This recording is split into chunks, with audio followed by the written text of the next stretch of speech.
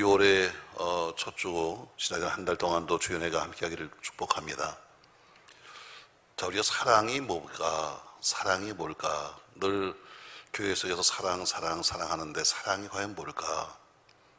물론 에릭 프롬이나 사람들은 말하기를 사랑은 주는 것이다 이렇게 말합니다. 사랑은 주는 것이다.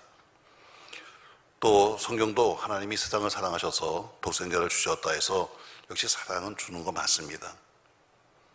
그래서 사랑하기 때문에 서로 사람들끼리 사랑하는 사람에게 선물도 주시긴 하죠.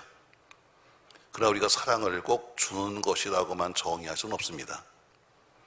우리가 자녀들을 사랑하지만 내 자녀를 사랑하지만 그러나 꼭 그들이 원한다고 해서 다 주지는 않는 겁니다. 어느 때는 사랑하기 때문에 매를 들기도 합니다. 이 얘기는 꼭 사랑은 주는 것만 아니라 때로는 사랑은 때리는 것도 사랑입니다. 사랑하지 않으면 그냥 넘어갈 수 있는 문제입니다. 사랑하지 않으면 그냥 아무것도 아닌 문제지만 그러나 사랑하기 때문에 때로는 매를 들어야 할 때도 있는 겁니다. 그러므로 때로는 때리는 것도 때로는 사랑의 표시일 수도 있습니다. 주는 사랑이 포근한 사랑이다 이렇게 생각한다면 아마 때리는 사랑은 더 진한 사랑이요 아픈 사랑이다 이렇게 말할 수도 있겠죠. 하나님이 우리를 사랑하고 계십니다. 그래서 여러분과 저에게 많은 것을 부어주시기도 하고 또 때로는 하나님께서 우리에게 진한 사랑으로 때로는 때리시기도 하십니다. 아픈 사랑으로 때로는 매를 드시기도 하고 때로는 질병으로 치시기도 하시지요. 근데 하나님이 이렇게 때로는 주기도 하고 빼앗기도 하고 때리기도 하는 이유가 뭘까? 이유는 한 가지입니다. 뭔가 내가 잘못했으면 듣고 싶은 말은 딱 한 가지예요. 잘못했습니다. 다시 안 할게요. 이겁니다. 자, 우리가 자녀들이 뭐 잘못했습니다. 그래서 야단을 친다는 것은 우리가 말은 화가 나서 너 뭐 여러 가지 하지만 그러나 아이 보고 죽으라고 하는 거 아니잖아요. 아이 보고 뭐예요? 한마디만 하면 됩니다. 다시는 안 할게요. 이제 앞으로 안 할게요. 이거 한마디를 듣겠다고 하는 거지 그 이상 없습니다. 부모가 그렇다고 자식에게 뭘 네가 손해 끼쳤으니까 네가 손해배상하라 이러겠습니까? 아니면 네가 뭘 잘못했으니까 네가 이만큼 네가 피해보상하라 이러겠습니까? 여러분 그냥 한마디입니다. 자녀에게 화를 내는 이유는 이제 안 할게요. 잘못했습니다. 인정하고 그리고 이거 한마디면 끝나는 겁니다. 하나님이 우리나라를 참 사랑하고 계십니다. 때로는 무서운 질병을 돌게도 하시고 때로는 큰 재앙을 주시기도 하시고 때로는 큰 피해 주시면서도 이 사랑하는 모든 것들은 뭐냐면 하나님이 우리를 사랑하는 이유지요. 그러나 항상 하나님께서 어때요? 그렇게 우리에게 때리시고 야단치는 다음에는 항상 풍성해 주셨습니다. IMF라고 하는 엄청난 위기가 지나간 다음에도 이 나라를 살리시고 풍성해 주셨어요. 근데 풍성하게 받으면 어때요? 금방 또 언제 그러는 것처럼 다시 또 산과 똑같이 가는 거죠. 이사야서 1장 16절 말씀에는 하나님이 재앙을 주시는 이유가 나와 있습니다. 하나님이 왜 재앙 주시는가? 한번 같이 한번 읽겠습니다. 너희는 스스로 씻으며 스스로 깨끗하게 하여 내 목전에서 너희 악한 행실을 버리며 행악을 그치고 이게 이유입니다. 하나님이 여러분과 저에게 재앙을 주시는 이유가 뭐냐면 너희는 스스로 씻으며 스스로 깨끗게 하여 내 목전에서 너희 악을 버리고 악행을 그치고 그리고 돌아오라는 겁니다. 결국 하나님이 여러분과 저에게 주시는 모든 재앙의 결과가 뭐냐면 회개하는 이야기죠. 결국 회개가 치료의 바로 최고의 방법입니다. 다른 거 없습니다. 여러분 여러 가지 앞에서 울고 불고 하는 것도 중요하겠지만 그러나 딱 말 한마디 잘못했어요 안 할게 하는 것처럼 회개가 여러분과 저의 모든 징계의 마지막 결론입니다. 하나님께로 돌아오기 원하시는 것 때문에 하나님이 때로는 매를 드시는 목적이죠. 구약시대에 보면은 이스라엘의 부흥의 때가 언제였는가? 바로 회개했을 때 이스라엘은 부흥됐습니다. 하나님의 성령이 우리에게 임하실 때 죄를 깨닫게 했어요. 죄가 깨달았으니까 죄를 깨달았으니까 성령으로 통해서 죄를 깨닫게 되니까 회개했습니다. 그러니까 그 참된 회개 운동이 일어날 때마다 죄악의 사슬을 끊어버리고 하나님께 나와서 다시 충만한 백성으로 섰습니다. 오늘 본문의 말씀은 솔로몬 왕 이후에 분열되는 모습입니다. 하나님이 다윗 왕국을 통일 왕국으로 만드시고 그 다윗이 솔로몬에게 왕권을 주었습니다. 솔로몬이 성경에 어때요? 처음에는 아주 믿음으로 시작하듯이 1,000번을 시작했고, 그리고 성전도 지었습니다만, 그러나 얼마 가지 않아서 그의 마음속에 어때요? 1,000궁녀를 드리면서 그때부터 오는 모든 이방 여인들이 갖고 오는 우상들을 섬기기 시작합니다. 결국 나중에 솔로몬 이후에 나라가 둘로 쪼개집니다. 읽었던 본문 앞에가 뭡니까, 여러분? 그의 아들 르호보암이 왕이 됩니다. 백성들이 와서 말합니다. 왕이요, 당신 아버지 솔로몬은 우리에게 너무나 힘들게 세금을 매겼습니다. 왜? 당연하죠. 솔로몬이 첩이 1,000명인데 그러면 적어도 집을 1,000채는 졌을 것이고, 솔로몬 성전을 짓다 보니까 계속해서 건축하니까 세금을 걷지 않고는 안 되는 겁니다. 그러니까 많은 세금을 걸었고 우리가 많은 부역을 했는데 우리를 조금만 편하게 해주시면, 세금 좀 깎아주고 그리고 우리를 조금만 우리 좀 편하게 해주시면 저희가 잘 섬기겠습니다 했더니 르호보암이 뭐라 그래요? 자기 가까운 친구들, 젊은 친구들 가서 이야기하더니 안 돼. 우리 아버지는 너희를 채찍으로 다스렸지만 난 전갈로 다스릴 거야. 내가 더 심하게 내가 너희를 압제하겠다는 말 한마디에 오늘 나라는 쪼개지고 말았습니다. 그래서 르호보암은, 솔로몬의 정통 후에 있던 르호보암은 남유다를, 그리고 여로보암을 통해서는 북이스라엘이라는 두 나라를 쪼개준 거죠. 오늘 여기서 그 르호보암이라고 하는 솔로몬의 아들의 모습을 보면서 참 교만한 모습을 보게 됩니다. 자, 성경에 보니까 하나님 앞에 회개하지 못한 사람, 여러 가지 재앙, 여러 가지 저주가 오기 시작하는데 오늘 그 중에 한 사람이 르호보암이었습니다. 그는 교만했습니다. 아버지로부터 받은, 솔로몬으로 받던 그 많은 부, 그 많은 나라, 그 많은 백성, 그러면서도 그는 기도하지 아니하고 아주 오만불성이 살았습니다. 결국 나라가 갈라지죠. 자, 이렇게 나라가 쪼개진다고 하는 위기가 왔으면 하나님 잘못했습니다, 이제는 용서해 주세요 하고 엎드렸으면 간단한데, 르호보암 왕은 어리석은 백성들과 마찬가지로 하나님께 엎드리지 아니하고 뭘 했는가 하면 머리를 굴렸습니다. 뭐 했다고요?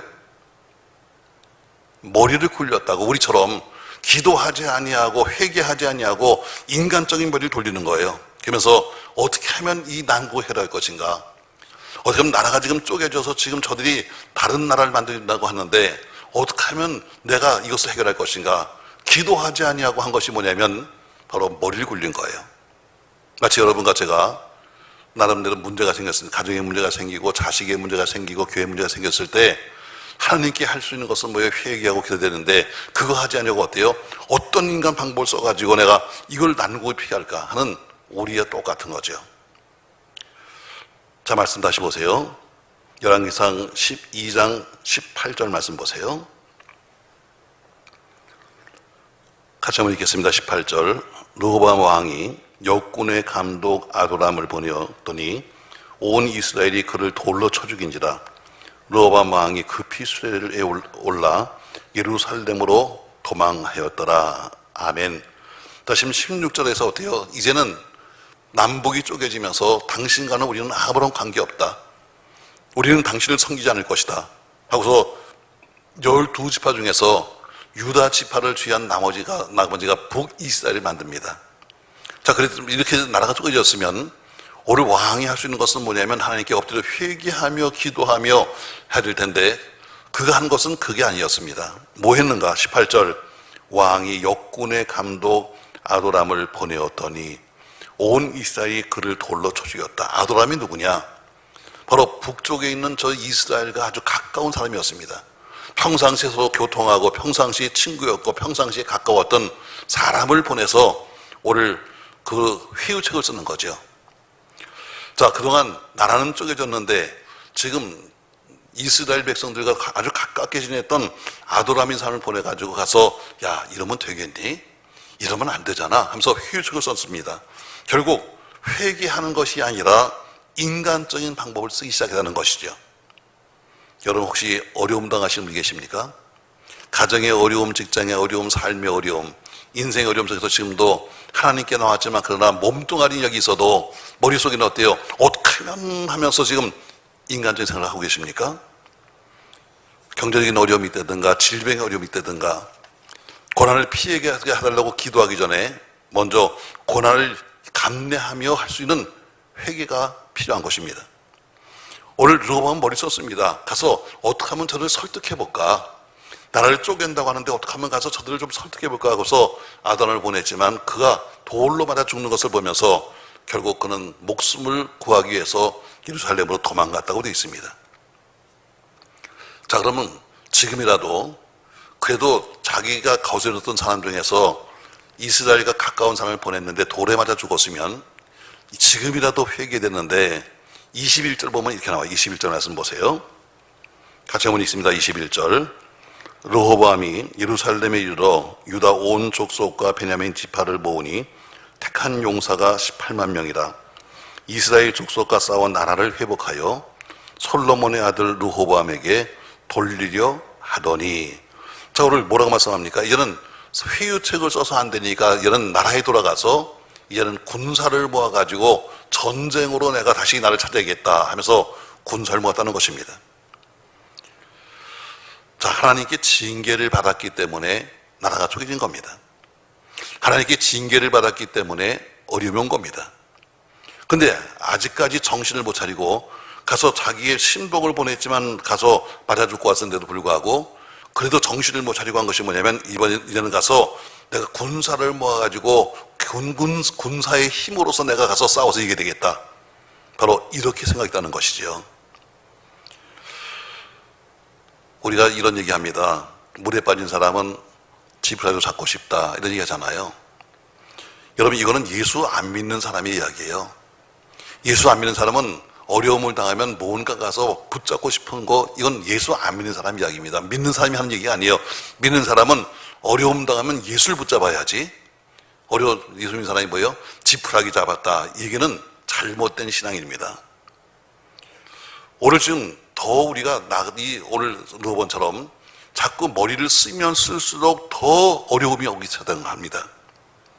자, 르호보암이 군사를 모읍니다. 쉬어보니까 18만 명이에요.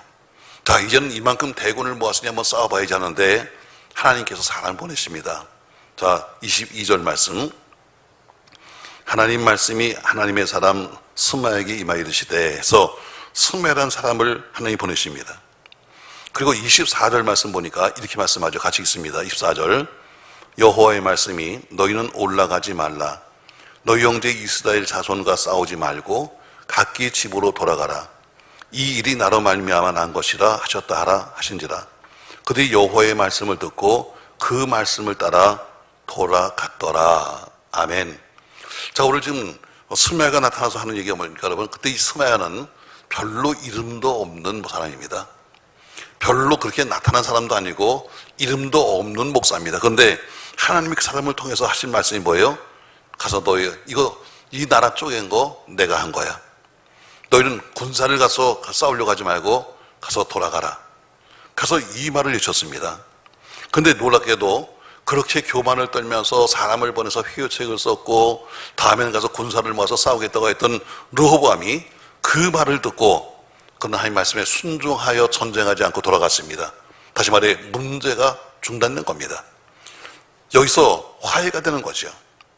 여러분, 우리가 당하고 있는 번뇌나 어려움이나 혹은 시험, 하나님 말씀 앞에 순종할 때 비로소 끝이 오고 하나님의 능력이 임하는 것입니다. 그러므로 하나님 앞에 지혜라는 것은 한시라도 하나님께 빨리 엎드리는 것이 최고의 지혜입니다. 머리를 굴리면서 사람 만나고서 다 쫓아다니고 가서 누굴 만나서 사서 사정을 하고 나름대로 무슨 힘을 겨뤄서 내가 뭐하고 이것이 아니라 우리가 주신 최고의 지혜는 뭐냐면 어려울 때일수록 하나님께 가서 엎드리는 겁니다. 전 여러분 그렇게 되기를 주 이름으로 축복합니다. 요새 최근에 나온 신간에 책 이름이 이런 게 있습니다. 아멘 그리고, 이게 책 이름입니다. 아멘 그리고. 전 그 책의 표지를 이렇게 보면서 참 맞는 얘기다. 교회 소리가 아멘은 참 많이 합니다. 그리고 어때요? 심지어 아멘을 또 강요하기도 하고 아멘을 시키기도 해서 아멘 합시다 해서 아멘을 억지로 할 때도 있고 나름대로 좀 은혜가 돼서 할 때도 있겠죠. 그러면 아멘 했으면 그 뒤에는 산이 뭐냐?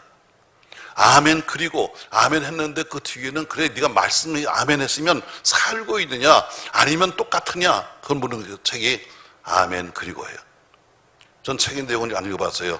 다만 신문에 난 책 표지를 보면서 참 제목 잘 지었다. 아멘. 그리고 교회 속에 그렇게 많이 우리가 툭하면 아멘 아멘을 하고 다니는데, 그러면 아멘 하고 나서 뭐가 바뀌었냐?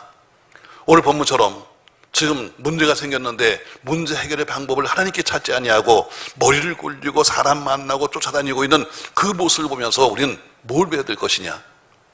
그리고 갑자기 나타난 선지자 스마엘을 통해서 하신 말씀을 통해서 그렇게 교만했던 그 르호보암이 듣고 그가 하던 전쟁을 준비하는 것을 포기해버리고 돌아갔는데, 그때부터 남북 간의 화평이었다는 것이죠. 자, 그럼 스마야라는 사람을 한번 생각해 보세요. 스마야. 우리가 좋아할 것은 스마야라는 사람입니다. 이 사람은 이름도 없는 단 한 번 나오는 선지자입니다. 그러나 그는 단 한 번 쓰임 받았지만 그는 하나님을 주신 사명을 감당한 사람입니다. 르호보암이 앞에서 보세요. 전혀 하나님 말씀을 듣는 사람이 아니었습니다. 또 자기 스스로가 우리 아버지 솔로몬보다 내가 훨씬 더 뛰어나다고 생각하는 교만한 사람이었습니다. 그러니까 누가 와서 무슨 이야기를 한들 듣지 않는 사람이고, 백성들이 그렇게 와서 우리에게 조금만 세금을 깎아주고 우리에게 조금만 부역을 좀 작게 해주면 우리가 잘 섬기다는 말씀도 듣고 나서 어때요? 우습게 생각하면서 버린 사람입니다. 쉽게 말하면 쥐가 막힌 사람입니다. 그런데 스마야도 알고 있었습니다. 내가 섬기는 우리나라 왕은 아무리 이야기해도 통하지 않아. 알고 있었어요. 그럼에도 불구하고 스마야가 왜 신실했는가? 저 사람이 분명히 안 들을 것을 알면서도 하나님 말씀하시니까 오늘 가서 르호보암에 가서 이야기하는 겁니다. 하나님께서 말씀하시기를 전쟁을 중단하고 가라고 하셨습니다. 이것은 하나님이 쪼갰다고 하셨습니다는 그 말을 그대로 했다는 것입니다. 디모데후서 4장 2절 말씀에 때를 얻든지 못 얻든지 상관없이 하나님 말씀을 있는 그대로 전하라고 했는데, 성실하게 전하는 예언자의 모습을 그는 갖춘 겁니다. 그랬더니 교만하던 르호보암이 하나님의 역사하심으로 그 말씀을 들었다는 거죠. 그리고 순종함으로써 멸망의 길에서 건짐을 받은 겁니다. 하나님의 교회가 갖춰야 될 영적 권위가 이겁니다. 제때에 경고할 수 있는 용기, 제때에 올바른 시간에 지금 잘못된 것을 지적할 수 있는, 경고할 수 있는 용기가 필요한 것이 바로 교회의 영적 권위입니다. 아무리 귀를 막고 아무리 듣기 싫어도 하나님의 교회는 제때에 잘못된 것을 지적해 줄 줄 알아야 합니다. 교회는 경고할 줄 아는 기능이 있는데, 그 경고할 줄 아는 기능을 할 때에 비로소 교회는 기능을 제대로 하는 것이고 능력이 있는 교회가 되는 겁니다. 우리 한국교회 보세요, 여러분. 오늘 스마야 같은 일을 못하는 거죠. 교회가 영혼을 살리는 것보다는 건물 짓기 경쟁적으로 서로가 누가 건물이 더 크냐. 저도 그런 사람 중에 한 명이었지만, 아주 옛날에 우리가 이 교회를 처음 질 때는 우리 성교교에서는 우리 건물이 제일 큰 건물이었습니다. 우리가 1293평인데 그 당시 1250평짜리 교회가 있었어요. 그래서 그것보다는 크게 줘야 된다 해서 한층 더 준 거예요. 그러니까 내가 나를 밝히는 거예요. 지나가 이제 다 늙어서 내가 과거에 우리가 예배당을 지면서 왜 8층을 했던가, 7층까지 하면 그 교회보다 조금 작아. 그래서 한층 더 올리자. 지났으니까 하는 얘기예요. 내가 이렇게 무지막지한 사람이에요. 이게 한국교회 모습입니다. 어느 교회 보니까 그 교회는 세상에 이만큼 있고 기도원도 있으니까 우리는 더 큰 예배당을 지어야 된다는, 이게 한국교회의 영적 권위일까요? 그렇지 않습니다, 여러분. 좀 더 높게, 좀 더 크게, 그리고 좀 더 화려하게 만들고 싶다. 물론 하나님의 집이니까 그 이유가 됩니다만, 온갖 편법들이 판을 칩니다. 여러분, 교회는 편법이 없는 거예요. 예배당을 짓는데 사회법을 어겨가면서 편법을 쓰면 안 되는 거죠.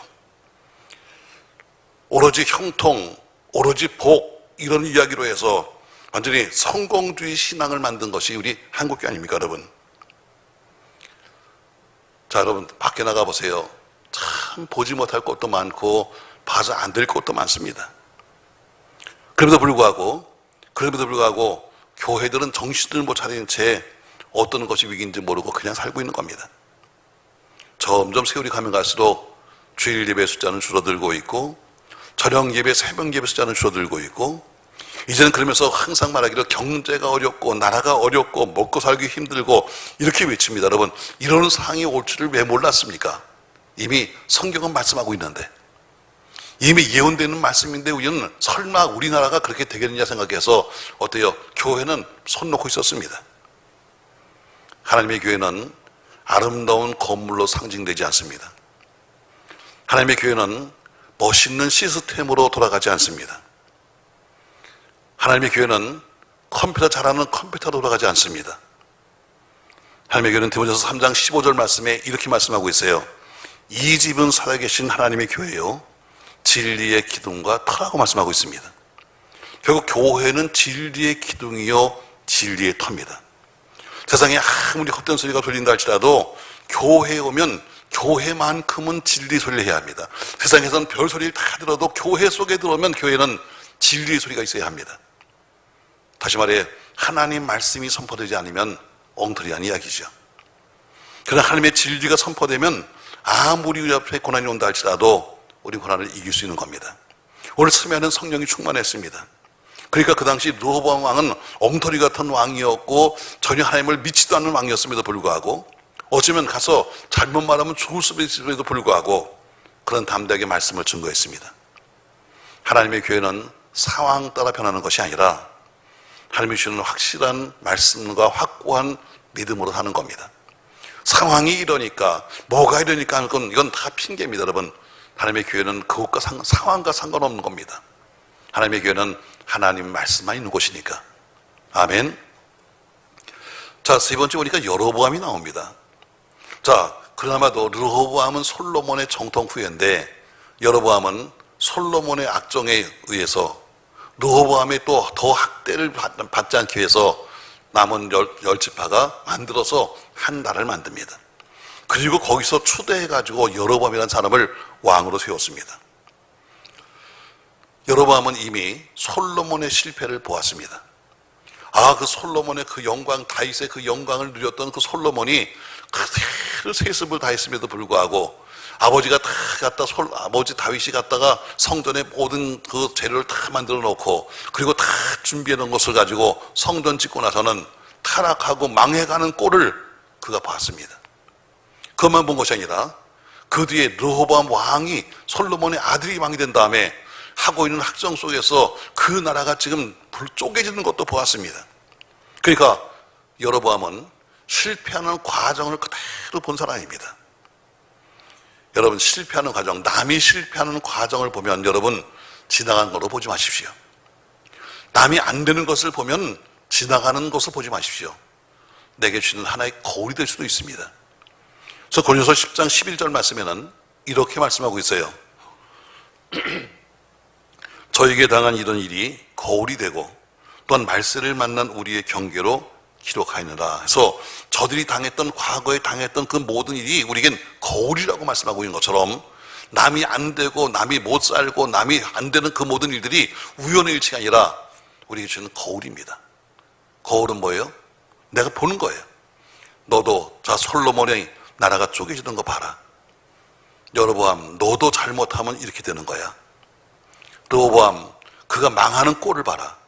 여로보암 네가 왕이 되었지만 너도 잘못하면 이렇게 되는 거야 하면서 이미 다 보았다는 거예요. 그러면 적어도 여로보암만큼은 믿음으로 그날 다시려고 해야 됩니다. 여러분이 고속도로 가다 보면은 뭐 사고 다발 지역 이렇게 써 있습니다. 저희가 내빌 가다 보면 종종 사고 다발 지역이다 이렇게 떠요. 그 무슨 얘기예요, 여러분? 다른 곳은 모른다할지라도 이런 사고 다발 지역 하는 표시가 있다면 여기는 분명히 사고가 날 수 있는 가능성이 많은 곳입니다. 그렇다면 그것이 그렇게 써 있으면 적어도 거기서만큼은 나름대로 운전에 조심을 해야 되는 거죠. 여로보암은 왕의 자손도 아닙니다. 평민입니다. 그런데 평민이 왕이 되었다는 것은 100% 이것은 하나님의 은혜입니다. 그렇다면 여로보암은 더 하나님께 영광을 돌리고 더 하나님을 위해 살아야 될 텐데 오히려 그는 오히려 더 악한 왕이 되기 시작합니다. 사악했습니다. 과거의 잘못을 봤기 때문에 오히려 기도하면서 그 길을 가지 말아야 하는데 오늘 그는 다시 또 새로운 길을 가기 시작합니다. 여러분 중요한 건 늘 지금이에요. 우리는 항상 어때요? 과거에는 내가 기도를 많이 했어요. 과거에는 내가 뭐 했어요? 하고 항상 사는 삶이 말하는 것은 왕년이에요. 왕년. 제가 이번에 우리 뭐 교단 그 정책수련회 가서 축사하면서 그랬어요. 이제 새로운 시대가 바뀌었으니까, 교단 100년이 되었으니까 여기 계신 모든 실행위원들, 지방회장님들, 총회장님들은 꼰대가 되지 맙시다. 꼰대 특징이 뭐예요? 왕년을 찾는 거예요. 매일. 왕년에 뭐 했는지 알아? 왕년에 내 전도사 때는 뭐 했는지 알아? 왕년에 내가 개척할 때 뭐인지 알아? 하면서 시대가 지금 다 바뀌었음에도 불구하고 왕년 얘기하면서 하지 맙시다고 꼰대 되지 말자고 그랬더니 다 젊은 사람들이니까 아멘을 크게 하더라고. 그 중에 나처럼 좀 나이 든 사람은 가만히 있더라고. 맞아요, 여러분. 영적 꼰대가 뭔지 아십니까? 여러분, 교회 속에서. 나도 왕년엔 뭐였는지 아십니까? 내가 왕년에 뭐였는지 아십니까? 영적 꼰대예요. 지금이 중요한 거예요, 지금. 우린 지금이 중요한 겁니다, 여러분. 오늘 여로보암이 하나님의 은혜로 왕이 되었으면, 이젠 성령으로 시작했으면 성령으로 마쳐야 되고, 기도로 시작했으면 기도로 마쳐야 되는데, 은혜로 받았으면 은혜로 마쳐야 될 왕이 오히려 하나님을 버리기 시작합니다. 그러니까 여러분, 정통성이 없는 거예요. 여러분, 정치하는 사람도 보세요. 정치는 명분이 있어야 돼요. 왜 정당이 쪼개졌는지, 아니면 왜 내가 대통령이 나와야 하는지 명분이 있어야지만 되는 거예요. 명분 없이 남이 가려니까 난 갑니다. 이건 명분이 없는 거예요. 명분이 있어야 되는 거예요. 그처럼 교회도 나름대로의 정통성이 있어요. 정통성, 신앙도. 그래서 교단을 필요한 거예요. 자, 정통성이 뭔가? 자, 여러분 정통성이 없어요. 왜? 그건 다윗의 계보도 아니잖아요. 그러니까 그는 적어도 정통성이 없으니까 남보다 더 많이 기도하고 남보다 하나님께 더 충성하지 않으면 정통성이 없는 사람이니까 안 되는 거예요. 근데 여러분 무슨 생각을 하냐? 다시 또 머리를 쓰는 거예요. 이 머리가 문제야, 이게 머리가. 르호보암도 머리를 쓰면서 어때요? 나라가 쪼개는데 사람 보내서 회유책을 쓰다가 맞아 죽죠. 그래서 여로보암은 또 뭐 있는가? 자, 26절 보세요. 자, 25절부터 보겠습니다. 25절. 여로보암이 에브라임 산지에 세겜을 건축하고 거기서 살며 또 거기서 나가서 분회를 건축하고 그의 마음에 스스로 이르기를 뭐 했다고요? 그의 마음에 스스로 이르기를 이렇게 말합니다. 다시 말해 자기가 스스로 뭐래요? 하나님께 기도한 것이 아니라 자기가 스스로 생각을 합니다. 그러면서 뭐라고 생각하는가? 이제는 분명히 이 내려오는 법에는 모든 그 유대인들은 1년에 한 번씩은 전부 다 예루살렘 성전 가서 기도하는 것이 원칙인데, 나라는 둘로 쪼개졌는데 만약에 지금 여기 있는 백성들이 예루살렘으로 가면 분명히 오지 않을 거다. 그러니까 어떻게 하면 좋지? 하면서 머리를 써요. 그리고 28절 보세요. 28절. 이에 뭐하고? 이에 계획하고 두 금송아지를 만들었어요. 결국 머리를 쓰고 나서 계획했는데 그것이 뭐냐면 바로 금송아지 만든 거예요. 결국 여로보암은 하나님을 의지하는 것이 아니라 인본주의적으로 이제는 끌어가기 시작해요. 인본주의. 여러분, 우리는 하나님께 모든 것을 맡기면 하나님이 이루신다고 성경은 말씀해요. 근데 여로보암은 엉뚱하게 인본주의를 끌어들여서 인간의 계획을 짭니다. 내 백성들이 이제 나라는 쪼개졌고 뭐 쉽게 말하면 3파선이 거졌는데 북에 있는 평양에 있는 사람들이 남쪽으로 가면 다시 오겠느냐? 안 오겠지. 그러니까 어떻게 생각하기를 그럼 어떡하지? 하고 머리를 쓰기 시작하는 거예요. 인본주의죠. 여러분, 우리도 인생을 살다가 어려움을 당하게 되면 누구나 다 똑같이 이런 유혹에 빠집니다. 내가 계획을 세우고 내가 머리를 굴려서 그러면 어떻게 하면 좋을까 하면서 나름대로 생각을 할 거예요. 오늘 여로보암은 3가지 계획을 세웠어요. 그가 나름대로 26절에 보니까 그의 마음에 스스로 이르기를 분명히 저 예루살렘 가면 안 돌아와. 그럼 어떻게 하지? 해서 28절에 계획했어요. 뭘 계획했는가? 3가지 계획합니다. 자, 첫 번째로 한 것이 뭐냐? 자, 28절. 이에 계획하고 두 금송아지를 만들고 무리에게 말하기를 너희가 다시는 예루살렘에 올라갈 것이 없도다. 이스라엘아, 이는 너희를 애굽 땅에서 인도하여 올린 너희의 신들이라 하고 하나는 베델에 두고 하나는 단에 둔지라. 자, 그가 첫 번째 한 것이 뭐냐면 금송아지를 만들었어요. 금송아지 그냥 만든 것이 아니라 그가 계획하고 만들었어요.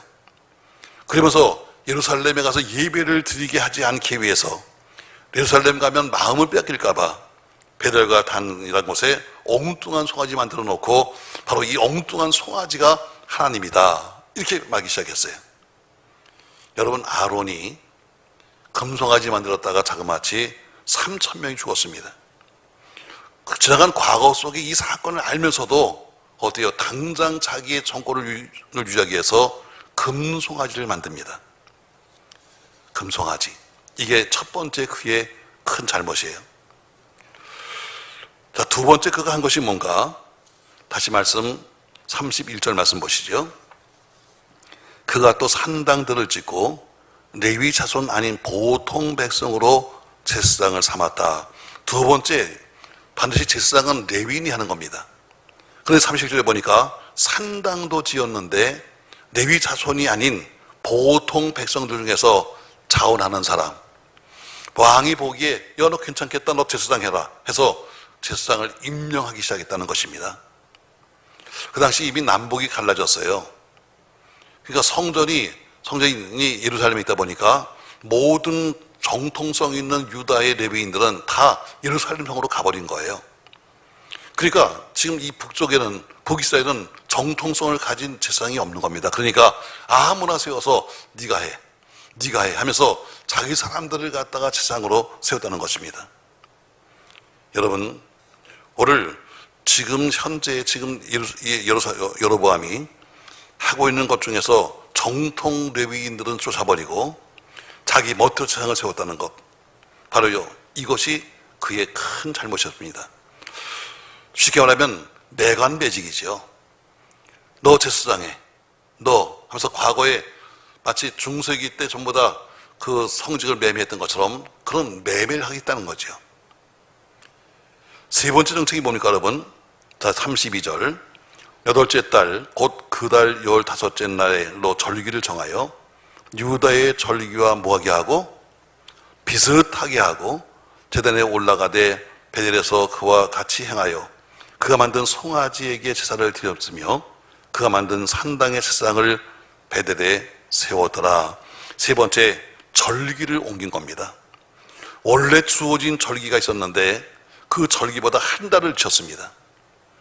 자, 한 달을 늦춰서 이제는 이날에 8월 15일 날, 여덟째 달 곧 8월 15일 날을 절기로 해서 8월 15일에 이제 제사를 드린다 하고 바꿨어요. 날짜를 바꾼 겁니다. 자, 이유가 뭐겠습니까, 여러분? 왜 날짜를 바꿨을까? 그 당시 원래 이스라엘의 초막절은 7월 15일입니다. 근데 7월 15일은 그냥 항상 농사를 짓기가 바쁜 때예요.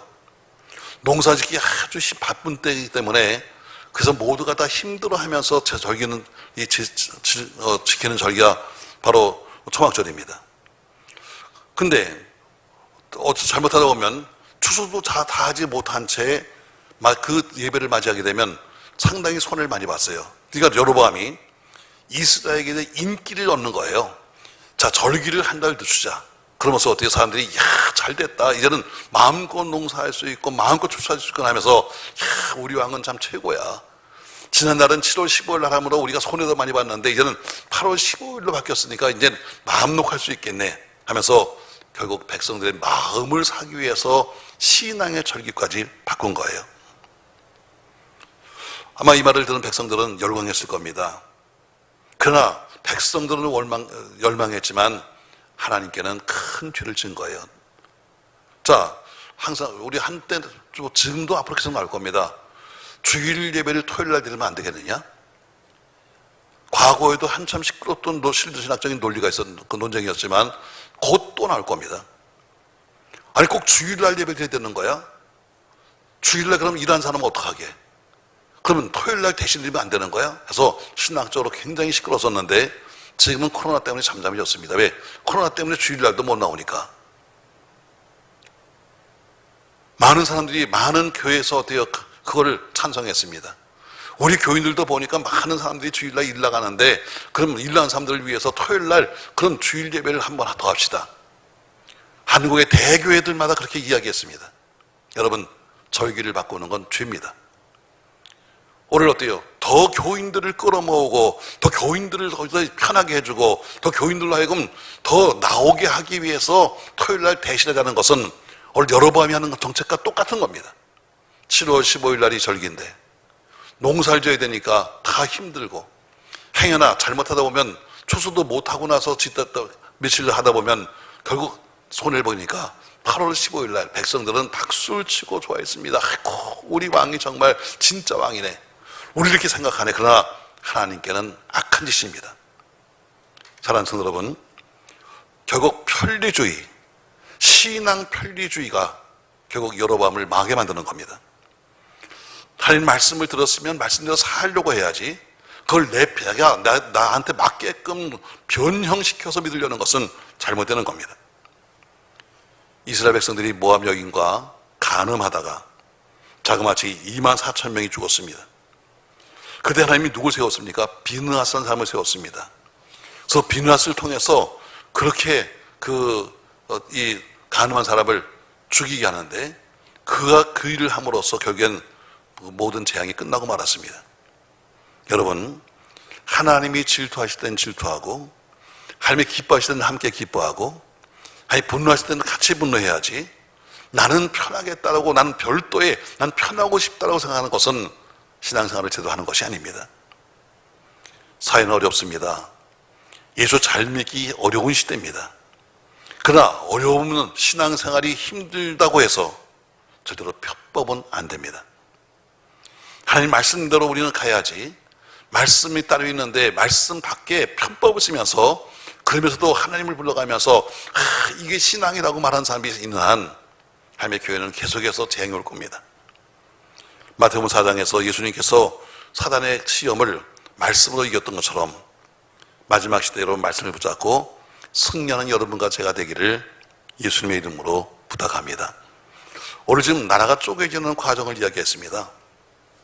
솔로몬이 하나님께 큰 범죄였습니다. 그냥 곳곳마다 산당을 세우고 우상을 섬기고 자기도 하나님을 버리고 그리고 살면서 결국에는 후대에 가서 나라 쪼개졌습니다. 한편 그의 정통 후예였던 르호보암이 남유다의 왕이 되고 그리고 악정에 견디다 못해가지고 나라는 쪼개서 북이스라엘은 여로보암이라는 왕이 다시 시작했습니다. 근데 두 왕들을 보십시오 여러분. 정통파라고 하는 르호보암도 전쟁이 나고 나라가 쪼개지니까 한 것이 뭐냐면 가서 머리를 굴려서 사람을 보내가지고 회유책으로 아유 우린 친구잖아 우린 한 형제잖아 해서 인간적으로 갔다가 그는 돌에 맞아 죽었습니다.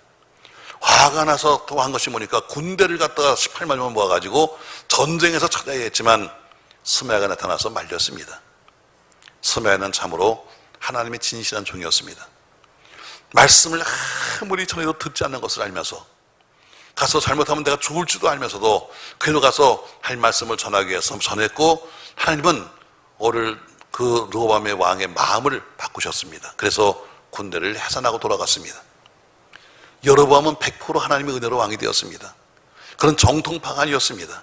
그래도 불구하고 은혜를 받았으면 은혜로 살아야 될 텐데 은혜를 받았지만 그러나 그는 자기 머리로 살려고 합니다. 여러분 신앙생활은 은혜로 하는 것이지 머리로 하는 것이 절대로 아닙니다. 내가 이렇게 믿으면 복이 오겠지. 내가 이렇게 헌금하면 나에게 뭐가 올 거야. 내가 이렇게 하면 누가 인정하겠지. 이게 아닙니다. 신앙생활은 약간 멍청한 게 좋습니다. 나는 이러면 아유 무식하게 믿네. 그게 잘 믿는 겁니다. 자 오늘 여로보암 지금 나라는 쪼개지고 나서 그가 고민이 생겼습니다. 자 인구도 우리가 훨씬 더 많고 나라도 훨씬 더 크고 지파도 훨씬 더 많은데 자 예루살렘으로 가면 저 사람이 안 올 텐데 어떻게 하면 좋을까 하다 생각한 것이 뭐예요? 오늘 본문에 보니까 그가 스스로 마음에 이르기를 분명히 가면 안 돌아와 하고 나서는 계획을 세웠습니다. 그 계획이 세 가지 계획이에요. 첫 번째 하나님을 만들자.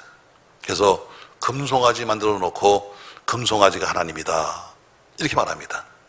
여기도 처음에는 백성들이 반대했습니다. 아니 예루살렘에 가서 제사해야지 왜 베델에 단에다 금송아지 만들어 놓고 우리를 여기서 예배하려는 거예요? 하고 처음엔 싫어했습니다. 근데 곧 좋아했습니다. 왜? 훨씬 더 편했으니까. 예루살렘까지 소 끌고 양 끌고 가려면 그게 얼마나 힘든 길인데 이제는 가장 가까운 데다가 탁 만들어 놓고 여기서 제사해도 된다 하니까 처음에는 아니 이건 성경하고 틀려요. 이건 말씀이 아닙니다 하던 사람들이 어때요? 조금 지나니까 예, 참 잘하셨습니다. 편리주의입니다. 다음에 어때요? 제사장이 없었습니다. 그래도 믿음이 있는 제사장들은 다 남쪽 가서 지금 예루살렘으로 가버렸고 믿음 없는 껍데기만 가진 것들만 남아 있었습니다. 그러니까 어때요?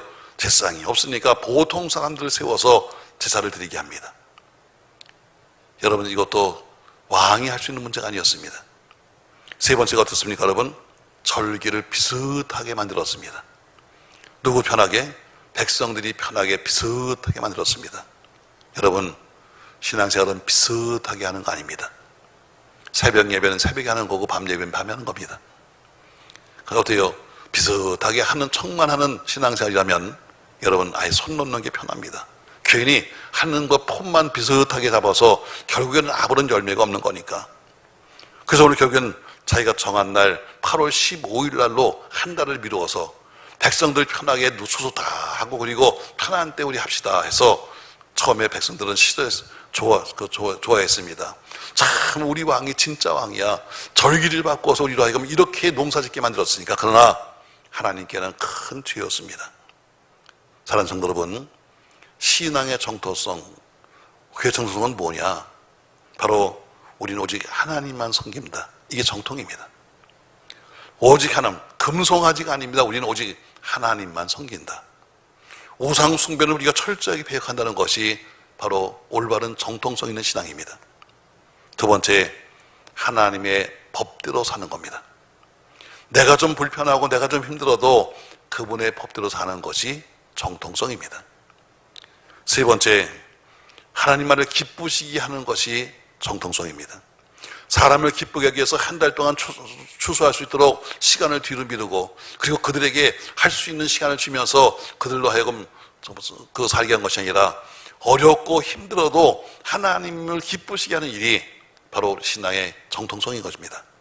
아무쪼록 우리 모두가 정통성 있는 신앙을 갖기를 주의 이름으로 바랍니다.